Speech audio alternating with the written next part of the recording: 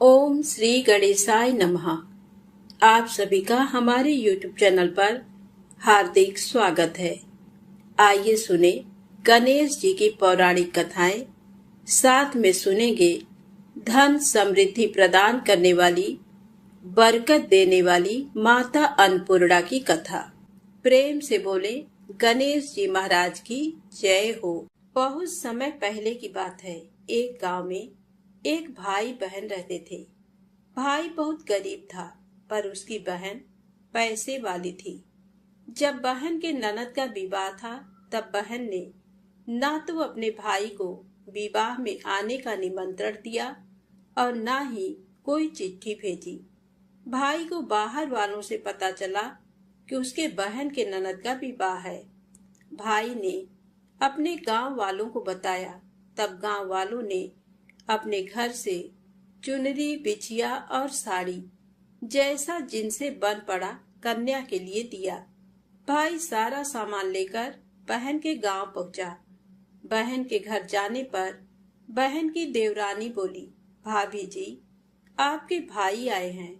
बहन ने पूछा, कैसे आए हैं और क्या पहना है? तब देवरानी ने कहा, पैदल आए हैं, फटी पगड़ी, फटी धोती पहने हैं।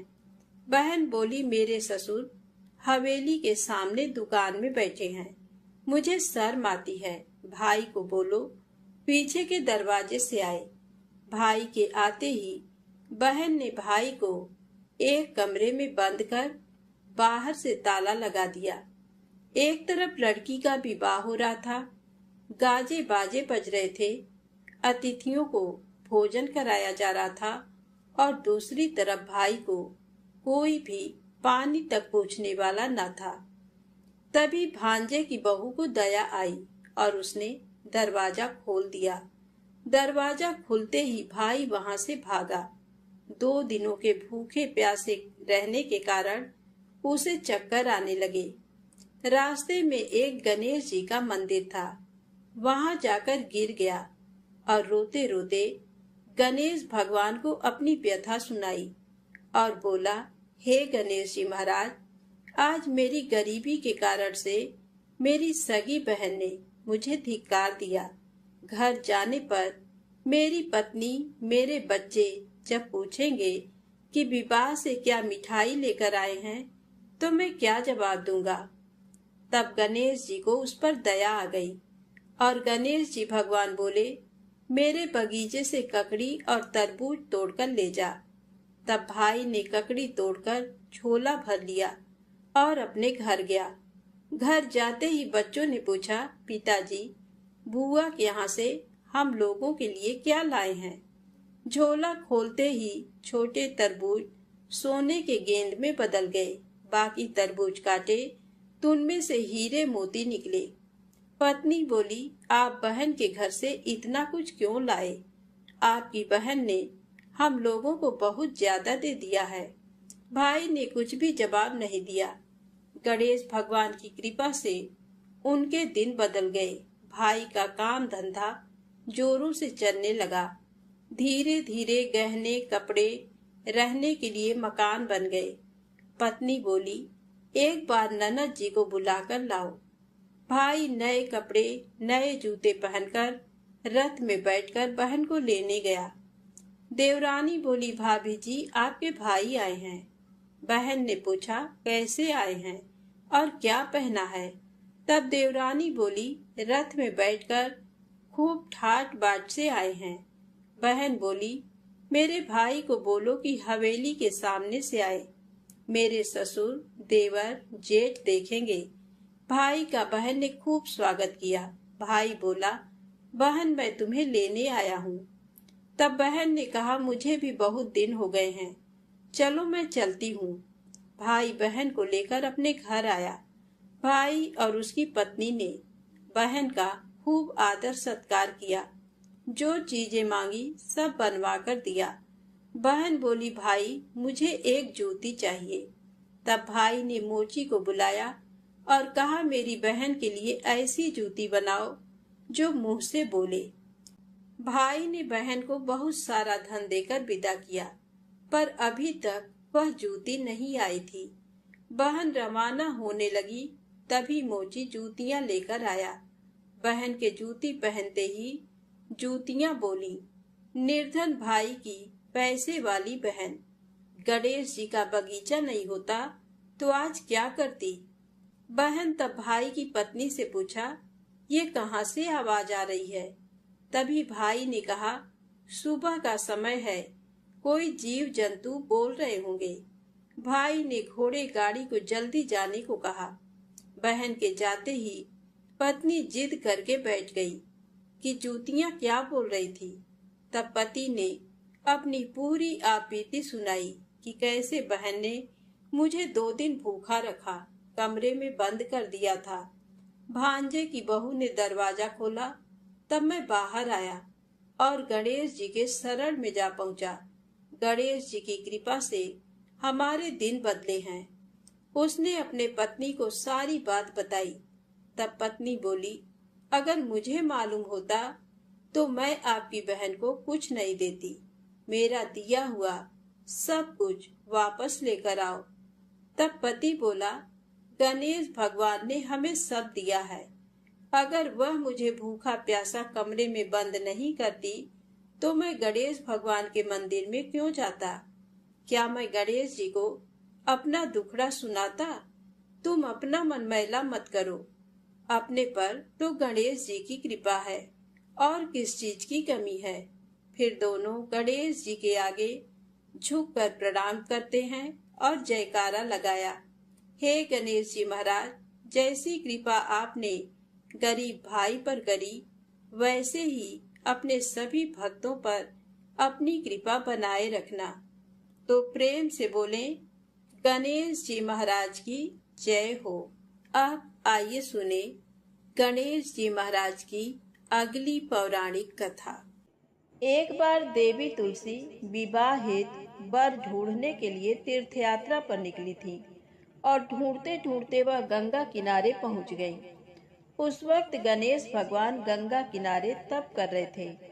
उन्हें देखते ही देवी तुलसी उन पर मोहित हो गई और उनके मन में गणेश भगवान से विवाह की इच्छा उत्पन्न हुई। फिर देवी तुलसी ने गणेश जी के पास जाकर उनका ध्यान भंग कर दिया। आंखें खोलने के बाद गणेश भगवान के सामने देवी तुलसी खड़ी थी, लेकिन सामने एक स्त्री है, इसलिए अपने क्रोध को नियंत्रण में रखकर गणेश भगवान ने पूछा, आप कौन है देवी और मेरा ध्यान भंग करने का क्या कारण है। जवाब में देवी तुलसी ने अपने परिचय के साथ गणेश जी से विवाह की बात कर ली।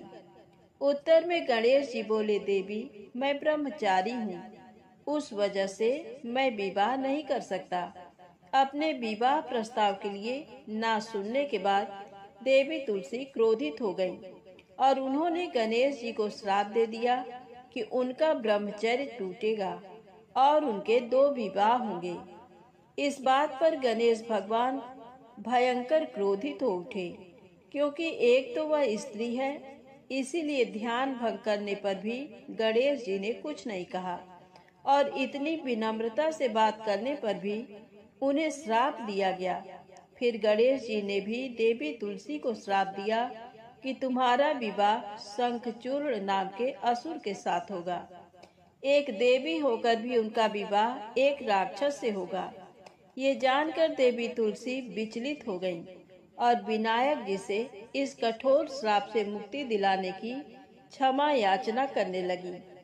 फिर गणेश जी को तुलसी देवी पर दया आ गई। वह बोले कि मेरा श्राप तो बदल नहीं सकता, वह तो सच होकर ही रहेगा, लेकिन अगले जन्म में तुम एक पेड़ बनोगी और भगवान महाविष्णु जी को अत्यंत प्रिय होगी। उनकी पूजा में भी तुम्हारा एक महत्वपूर्ण स्थान होगा और कलयुग के इंसानों को तुम मोक्ष का मार्ग दिखाओगी। लेकिन तुमने मेरा तप भंग किया है और मुझे ब्रह्मचारी होकर भी 2 विवाह का श्राप भी दिया है, इसलिए मेरी किसी भी प्रकार की पूजा में तुम निश्चित होगी। इस प्रकार देवी तुलसी गणेश भगवान की पूजा में निषिद्ध हो गई।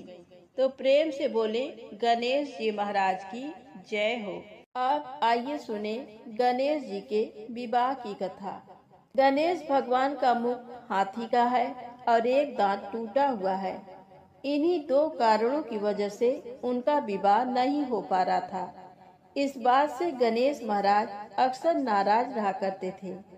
एक दिन एक देवता के आग्रह पर विनायक जी उसके विवाह में अपनी उपस्थिति दर्शाने गए थे।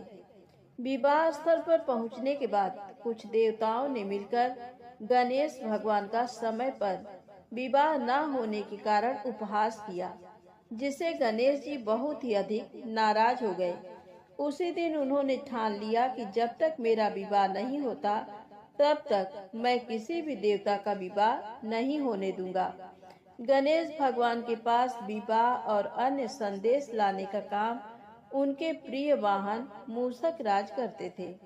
अब मूषक राज जब भी किसी देवता के विवाह का समाचार लाते तब गणेश जी उसे आदेश देते और मूषक राज अपनी सेना के साथ जाकर उस विवाह के मंडप को गिराकर तहस नहस करते एवं बारातियों को भी भगा देते।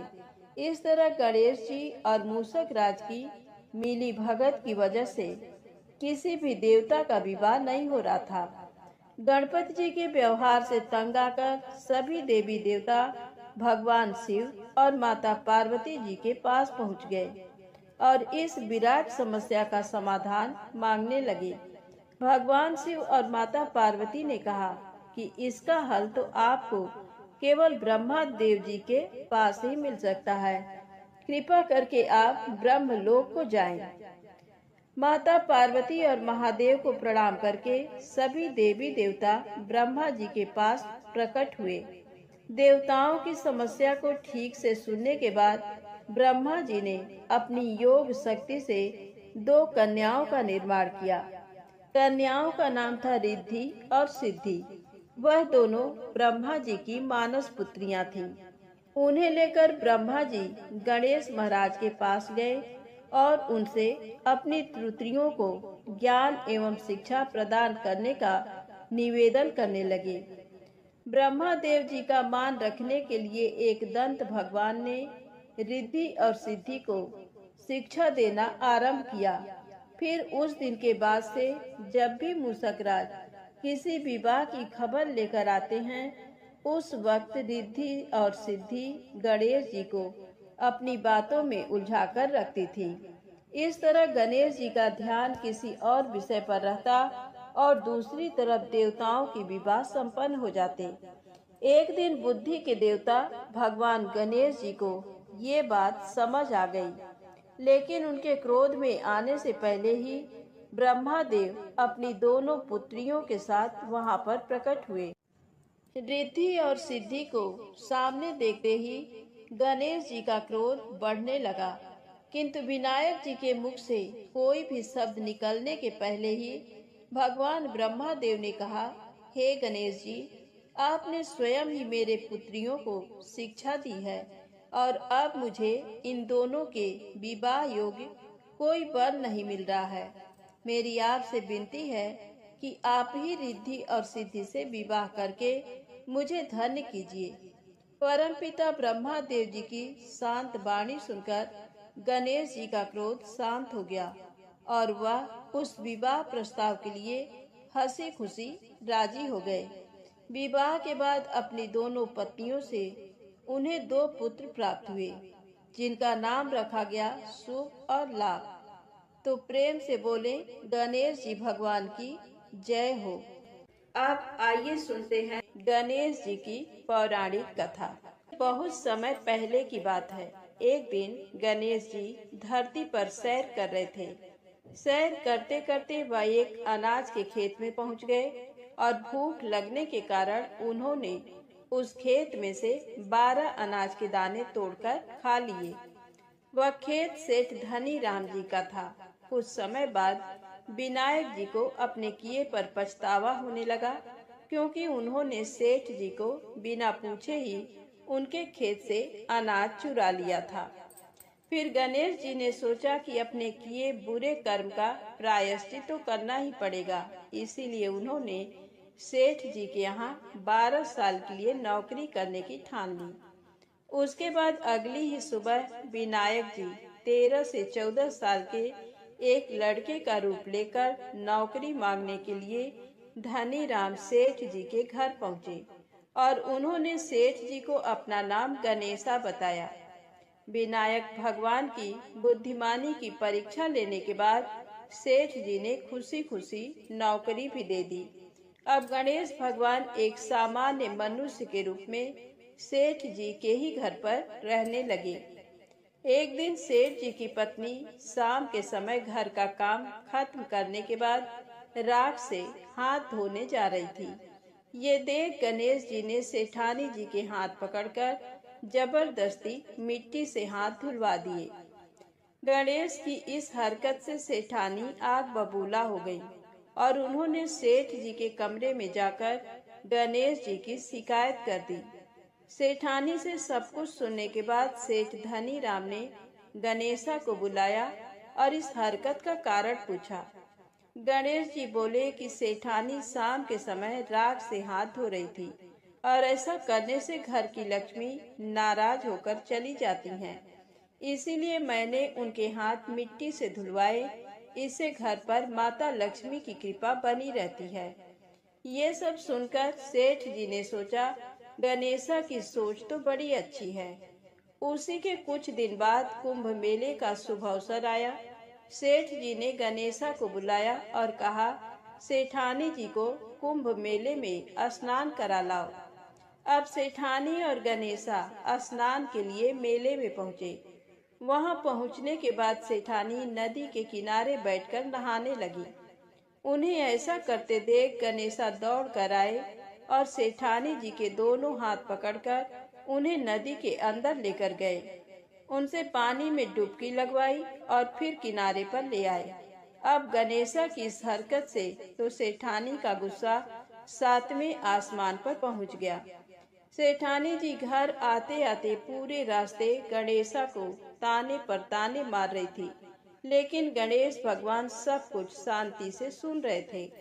घर आते ही सेठानी ने सेठ जी के पास फिर से गणेशा की शिकायत कर दी।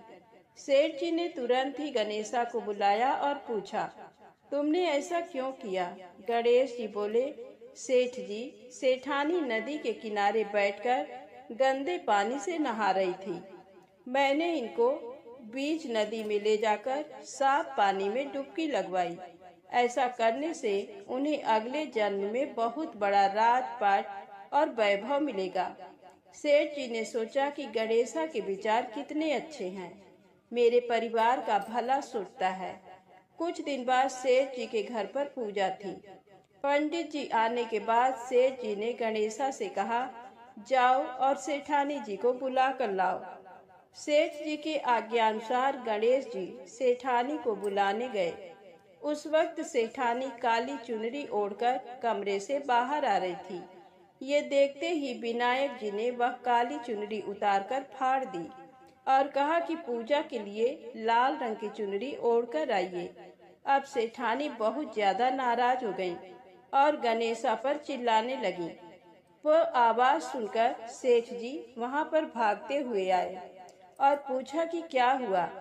तब सेठानी बोली, गणेशा ने मेरी चुनरी फाड़ दी। फिर सेठ जी ने भी गणेशा को बहुत डांटा। जवाब में गणेश जी ने कहा कि सेठ जी, पूजा में कभी काला वस्त्र नहीं पहनते, इससे शुभ काम सफल नहीं होते, इसीलिए मैंने ऐसा किया। सेठ जी ने सोचा कि गणेश है तो बहुत ही समझदार। इसी तरह लीला रचाते हुए उसी घर में गणेश जी के 12 साल बीत गए। फिर एक दिन सेठ जी ने नया कारोबार शुरू करने से पहले घर में पूजा रखी थी। पूजा करते करते उनको याद आया कि पूजा की सामग्री में गणेश भगवान की मूर्ति तो है ही नहीं। तब उन्होंने अपने नौकर गणेशा को पूजा घर से भगवान विनायक जी की मूर्ति लाने के लिए कहा। गणेशा बोला कि मुझे ही मूर्ति समझकर पूजा में विराजमान कर लो, आपके सारे शुभ काम सफल हो जाएंगे। ये बात सुनकर सेठ जी गुस्सा हो गए और बोले, गणेशा, तुम अभी तक सेठानी से मजाक करते थे, अब मुझसे भी करने लगे हो। उत्तर में गणेश जी ने मुस्कुराते हुए कहा, नहीं सेठ जी, मैं मजाक नहीं कर रहा, मैं सत्य वचन कह रहा हूँ। इतना कहने के बाद नौकर गणेश ने अपना असली भगवान स्वरूप धारण कर लिया। साक्षात गणेश भगवान को सामने देखते ही सेठ और सेठानी उनके चरणों में लीन हो गए और उन्होंने अपनी पूजा संपन्न कर ली। उसके पश्चात गणेश जी देखते ही देखते अंतर ध्यान हो गए।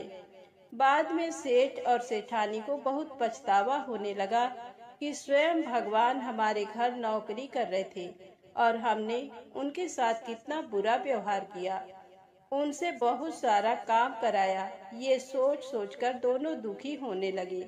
फिर उसी रात सेठ और सेठानी के सपने में गणेश भगवान प्रकट हुए और उन्हें समझाया कि मैंने 12 साल पहले तुम्हारे खेत से 12 अनाज के दाने बिना पूछे तोड़ लिए थे और उसी कर्म का दोष दूर करने के लिए मैं 12 साल से तुम्हारे घर नौकरी कर रहा था।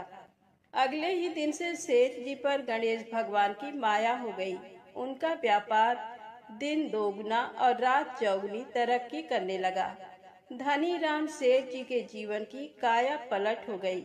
हे गणेश जी महाराज, जैसी माया आपने धनी राम सेठ जी पर की, वैसी ही माया इस कहानी को पढ़ने वाले और सुनने वाले हर एक व्यक्ति पर करना। कथा अधूरी हो तो इसे पूरी करना और अगर हमसे कोई गलती हो गई हो तो उसे क्षमा करना। प्रेम से बोलें, गणेश जी महाराज की जय हो। आइए सुने धन समृद्धि प्रदान करने वाली माता अन्नपूर्णा की बड़ी ही दुर्लभ कथा। प्राचीन काल की बात है। पुरुषोत्तमपुर नामक ग्राम में एक बहुत धर्मात्मा सेठ जी रहा करते थे। उनके 5 पुत्र और एक सबसे छोटी पुत्री थी और उसका नाम गौरी था। सेठ जी का भरा पूरा परिवार था। सेठ जी ने अपने सभी 5 पुत्रों का विवाह कर दिया था और जब छोटी बेटी गौरी विवाह की योगी हुई तो उन्होंने उसका विवाह एक दूसरे नगर के अपने ही समान धनी परिवार में कर दिया।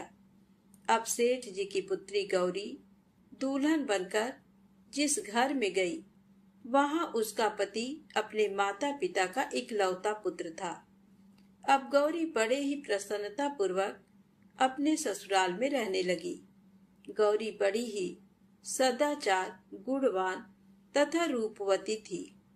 एक दिन की बात है, जब 1.25 महीना हो गया, तब सास ने गौरी को रसोई संभालने के लिए दे दिया। रसोई की सारी बातें समझा दी। गौरी अपने सासू माँ का पांव छूकर रसोई में प्रवेश करती है। तब सास ने कहा, बहू, रोज सुबह जल्दी उठकर पूजा पाठ करके रसोई में प्रवेश करना, फिर खाना बनाना। रोटी बनाते समय पहली रोटी गाय को, अंतिम रोटी कुत्ते को बनाना मत भूलना।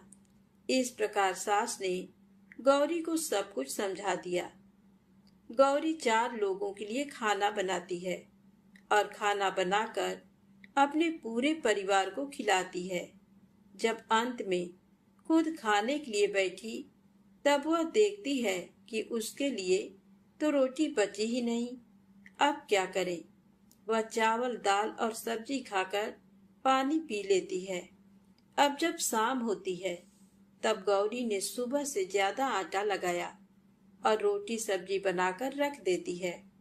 जब रात्रि में सब लोग खा लेते हैं, तो फिर से जब गौरी खाने के लिए बैठी, रोटी का डब्बा खोलती है तो उसमें एक भी रोटी नहीं थी। ये देखकर उसे बड़ा ही आश्चर्य होता है कि उसने तो सुबह से भी ज्यादा आटा लगाया था, लेकिन रोटियां बची ही नहीं। अब वह सिर्फ सब्जी खाकर पानी पीकर सो जाती है।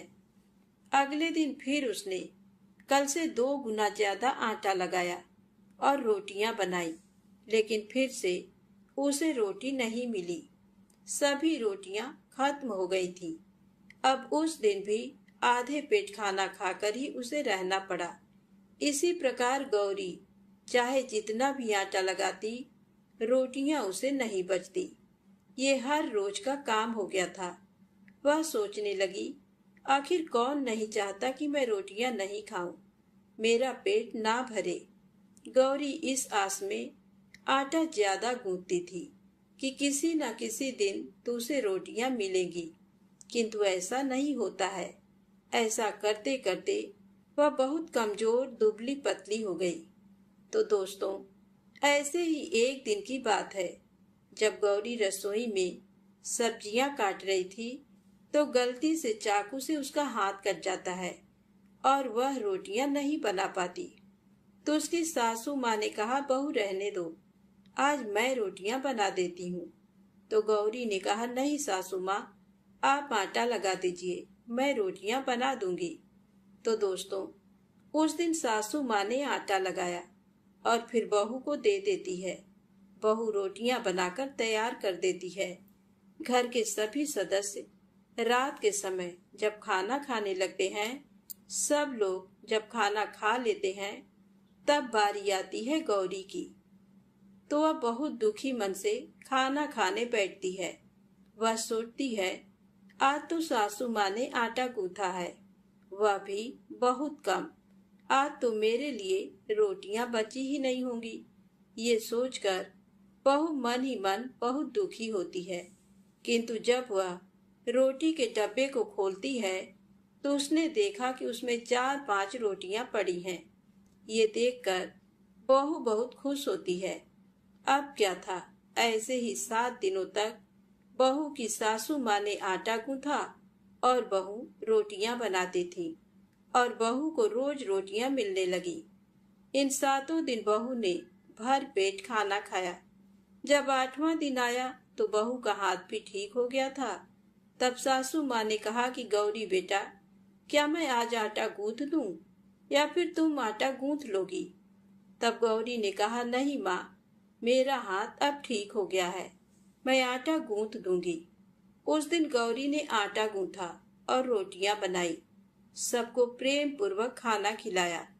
जब उसके खाने की बारी आई तब उसने देखा कि रोटी के डिब्बे में तो रोटी है ही नहीं, पूरा रोटी खत्म हो गया। ये देख बहू गौरी बहुत ही आश्चर्य में पड़ जाती है। वह सोचती है, जब तक सासू माँ ने आटा लगाया तब तक तो मुझे रोटियां मिलती थी, लेकिन जब से मैं आटा गूंथने लगी तो मुझे रोटियां ही नहीं मिलती, जबकि सासू माँ मुझसे बहुत ही कम आटा गूंथती थी।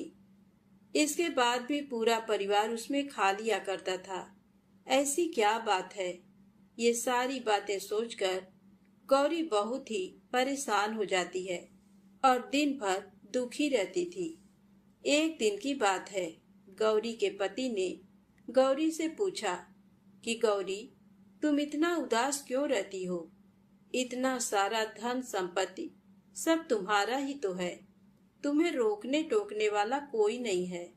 तुम अपने मन से अपने पसंद का भोजन बनाकर खा सकती हो। तुम दिन प्रतिदिन इतनी कमजोर कैसे होती जा रही हो? गौरी ने लाज और संकोच से अपने पति को कुछ नहीं बताया। तब उसके पति ने सोचा कि शायद उसकी पत्नी को उसके माता पिता की याद आ रही है।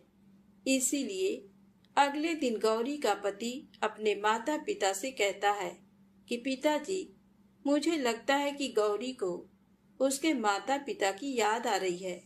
मैं उसे उसके मायके ले जाकर सबसे मिलवा लाता हूँ। अपने बेटे की बात सुनकर गौरी के सास ससुर तैयार हो जाते हैं और उसे जाने की अनुमति दे देते हैं और कहते हैं, बेटा, यदि बहू को अपने माता पिता से मिलकर प्रसन्नता होती है तो अवश्य ही तुम उसे उसके मायके ले जाओ। अब गौरी का पति अपने पत्नी को लेकर उसके मायके जाता है। दामाद और बेटी को देखकर उनका बहुत ही आवभगत होता है।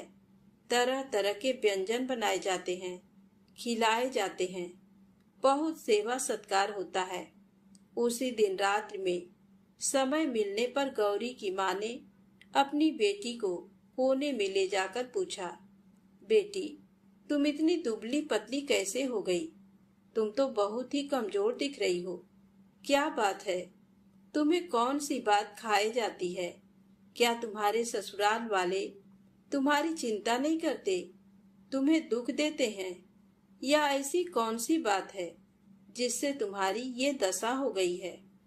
अपनी माँ की बातें सुनकर गौरी अपनी सारी परेशानी, सारी चिंताएं, सब कुछ बताती है। अपनी बेटी की बात सुनकर गौरी की माँ ने कहा, बेटी, हमें लगता है माता अन्नपूर्णा तुमसे नाराज हो गई हैं। इस विषय में तो मैं कुछ नहीं कर सकती, क्योंकि तुम्हारे ससुराल में हमारा बोलने का कोई अधिकार नहीं है। इसीलिए मैं तो कहूंगी कि तुम यहाँ से जाने के बाद इस विषय में अपने सास और ससुर से बात करना। वही कुछ हल बताएंगे और तुम्हारी समस्या का समाधान होगा। बेटी, माँ अन्नपूर्णा जिससे नाराज होती हैं, उसके साथ ऐसा ही होता है। अब अपनी माँ की बातें सुनकर गौरी निश्चय करती है कि वह सारी बातें अपने सासू माँ से कहेगी। अब जब सुबह का समय होता है तो गौरी अपने माता पिता से विदाई लेकर अपने ससुराल आ जाती है।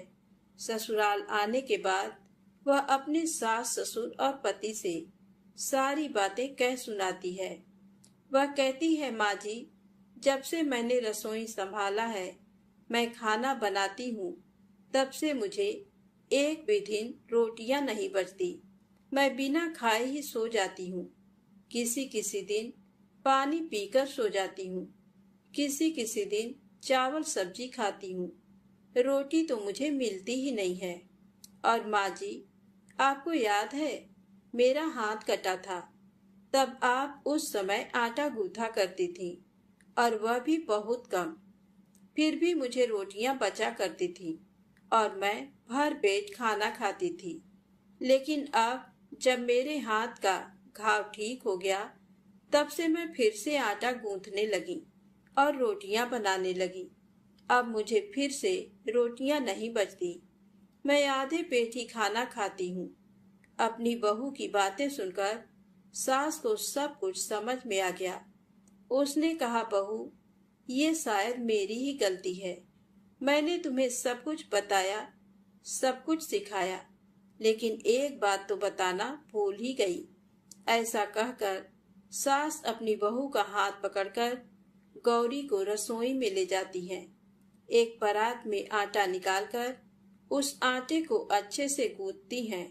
गूंथने के बाद उस गूंथे हुए आटे पर अपने उंगलियों के 5 छाप लगा देती हैं और कहती हैं, बहू, ये माँ अन्नपूर्णा का छाप होता है, उनका चिन्ह माना जाता है। आटा लगाने के बाद कोई भी स्त्री इस तरह छाप लगाती है तो उसके घर में बरकत होती है। इसका अर्थ ये है कि माँ अन्नपूर्णा की कृपा सभी परिवार वालों पर बरसे और कोई भी सदस्य भूखे पेट ना सोए। बहू, मैं तुम्हें ऐसा बताना भूल गई। आज से तुम आटा लगाते वक्त आटे पर अपना 5 उंगलियों का छाप छोड़ देना और माँ अन्नपूर्णा तुम्हारे ऊपर अवश्य ही कृपा करेंगी और तुम कभी भी खाली पेट, भूखे पेट नहीं सोओगी। ये बरकत का चिन्ह होता है। अब अपने सासू माँ की बात सुनकर बहू हर रोज आटा गूंथती और फिर उस पर अपने 5 अंगुलियों की छाप छोड़ देती और फिर रोटियां बनाती। अब बहू को भी हर रोज रोटियां मिलने लगी। वह पेट भर भोजन करने लगी और स्वस्थ भी हो गई। माँ अन्नपूर्णा की कृपा उस पर बरसने लगी। उसके हाथ में माँ अन्नपूर्णा का वास हो गया। घर पर कोई भी सदस्य भूखा नहीं रहता और जो कोई मेहमान आता या कोई भी भीख मांगने के लिए भिक्षुक आता, उसे भी वह खाना खिलाकर ही घर से विदा करती। इस प्रकार बहू के ऐसा करने से उसके घर में बरकत होने लगी, अन्न की वर्षा होने लगी। तो दोस्तों, आटे को कूटकर उस पर 5 उंगलियों का छाप लगाना हमारी पुरानी परंपरा है। ये माता लक्ष्मी और अन्नपूर्णा माता का चिन्ह माना जाता है। ऐसा करने से माता अन्नपूर्णा सदा प्रसन्न रहती हैं और घर वालों पर अपनी कृपा दृष्टि बनाए रखती हैं। हमारे पूर्वजों से लेकर अब तक ये परंपरा चली आ रही है। सभी माताएं बहनें अपने 5 अंगुलियों की छाप आटे पर अवश्य ही लगाती हैं और माँ अन्नपूर्णा से प्रार्थना करती हैं कि सबका पेट भरना, सबका कल्याण करना और घर में अन्न धन की वर्षा करना। तो प्रेम से बोले, अन्नपूर्णा माता की जय हो। ओम नमः शिवाय। जय माता दी, जय भोलेनाथ।